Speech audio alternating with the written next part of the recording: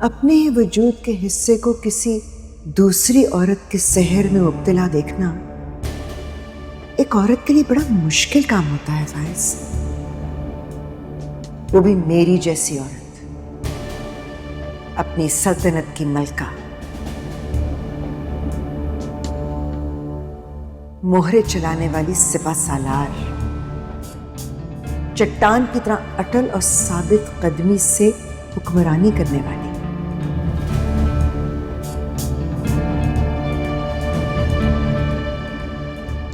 और तुमने उस 2 कौड़ी की लड़की को मेरे मुकाबले लाकर खड़ा कर दिया।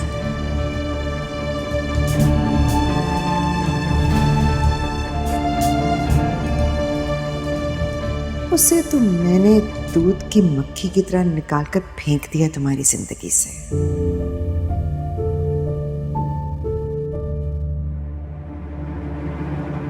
लेकिन अब तुम्हारे दिल से निकालना है उसे।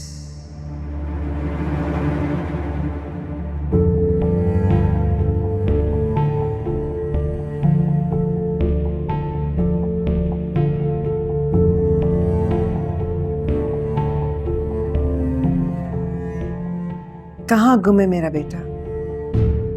इतना मसरूफ हो गया कि माँ के लिए वक्त ही नहीं। आइए बैठिए ना मामी, मैं बस एग्जाम्स की तैयारी कर रहा था। बैठिए प्लीज।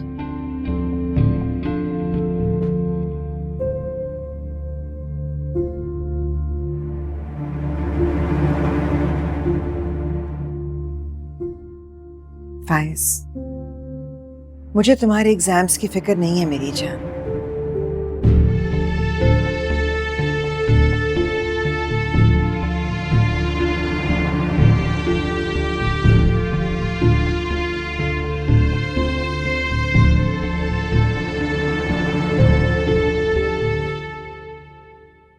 तुम पास नहीं भी होगे तो क्या फर्क पड़ेगा? इतना सब कुछ जो है तुम्हारा ही तो है। मेरे गोल्स और अचीवमेंट्स मुख्तलिफ हैं, औरों की तरह नहीं है। मैं तुम्हारी माँ हूं, तुम्हारी सोच से ज्यादा तुम्हें जानती हूं। इस वक्त तुम एग्जाम्स की टेंशन लोगे तो और ज्यादा ज़हनी उलझनों का शिकार हो जाओगे। मैं तुम्हें इस ट्रॉमा से निकालना चाहती हूँ। कि मैं किसी ट्रॉमा में नहीं हूं, सच में नहीं हूं किसी ट्रॉमा में। मैं ठीक हूं, मेरे एग्जाम्स हो रहे हैं, प्रिपरेशन कर रहा हूं, एग्जाम्स दूंगा, जॉब्स आएंगी, जॉब करूंगा। I am out of it. इतना ही वक्त चाहिए होता है किसी को अपने आप को तामीर करने के लिए। आप मेरे लिए फिक्रमंद मत हो प्लीज। तुम जॉब करने के लिए पैदा नहीं हुए हो, नौकरियां करना तुम्हारा गोल नहीं है। तुम शेख फुरकान के बेटे हो और उनका business संभालोगे। But I'm not interested.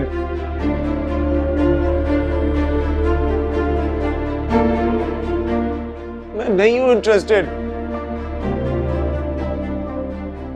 उसके लिए भाई और डैडी है ना। भाई?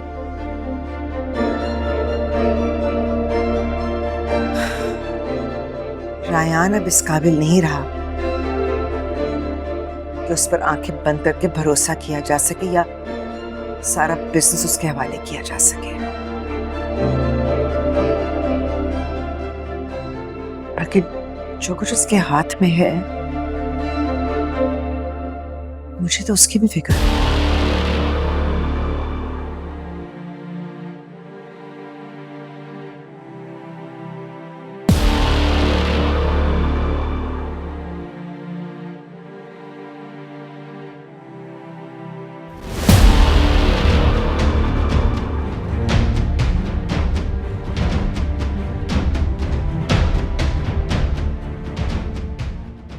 मैं जिस फैमिली से हूँ उससे आपकी या मिसेस अनवारुल हक की वैलिडेशन की ज़रूरत है। और वैसे भी मम्मी ने मुझे बताया एग्जैक्टली आपका बैकग्राउंड क्या है। बकवास बंद करो, अपनी हद में रहो। अभी माइंड योर टोन। मेरी बीवी से बात कर रही हैं आपने जो समझना आप समझ लें, लेकिन मुझे मेरा हिस्सा चाहिए।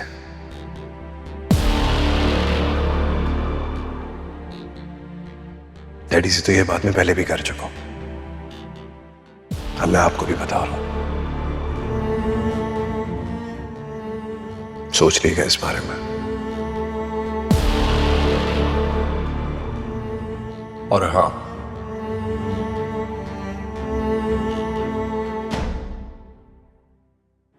उम्मीद है कि मेरे बेहतर मुस्तकबिल के रास्ते में कोई रुकावटें नहीं डालेंगे आप लोग।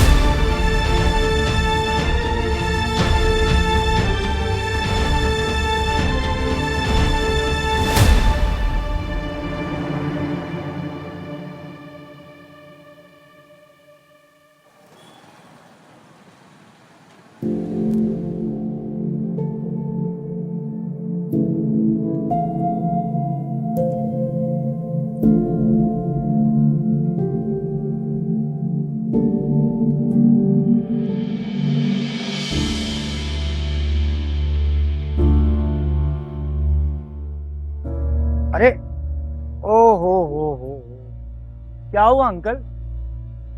सवारी ने बीच रास्ते में ही धोखा दे दिया। अगर कोई मर्द चाहिए तो बताएं। तो आपसे हो गया शायद। हो, इस बेचारी पर भी इस उम्र में इतनी जिम्मेदारियों का बोझ आ पड़ा अंकल। देखें कब तक स्टार्ट होती है।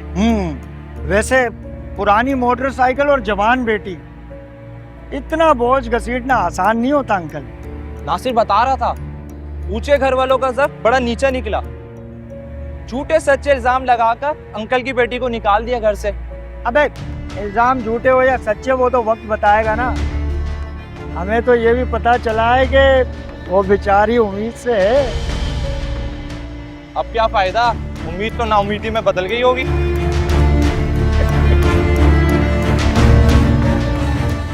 हमारे दोस्त की बारात को जलील करके दरवाजे से लौटाया था ना आपने। अब आप पूरे मोहल्ले में मुंह दिखाने के काबिल नहीं रहे अंकल।